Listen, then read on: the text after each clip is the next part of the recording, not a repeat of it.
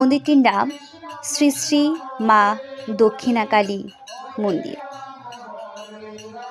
মন্দিরটিতে প্রবেশ করতে আমরা শ্রী রামকৃষ্ণ পরমহংসদেব এবং মা সারদা দেবীর চিত্রপট দেখলাম।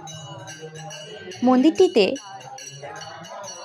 আজ প্রায় ৬০ বছর যাবৎ পৌরোহিত্য করছেন শ্রী শ্রী রূপন চক্রবর্তী।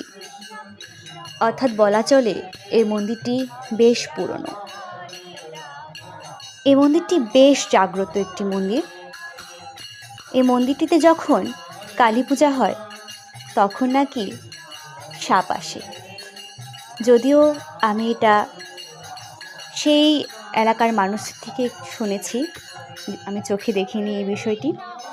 তবে তারা বলেছেন এই মন্দিরটিতে এসে যে যা চান তাই নাকি পান।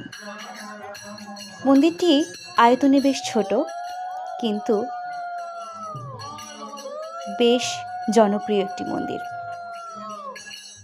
আমরা যখন এই মন্দিরটিতে গিয়েছিলাম, মন্দিরটি তখন বন্ধ ছিল, কারণ পুরোহিত মশাই পুজো করে চলে গিয়েছিলেন। তবুও আমি চেষ্টা করেছি যতটুকু সম্ভব মন্দিরটি আপনাদেরকে দেখানো যায়। আপনাদেরকে অসংখ্য ধন্যবাদ ভিডিওটি দেখার জন্য। আপনাদের সাথে দেখা হবে অন্য কোনো মন্দিরের ভিডিও নিয়ে। সেই পর্যন্ত আপনারা ভালো থাকুন। ভিডিওটি ভালো লাগলে আমার চ্যানেলের অন্যান্য ভিডিওগুলো দেখবেন। সবাইকে আবারও নমস্কার।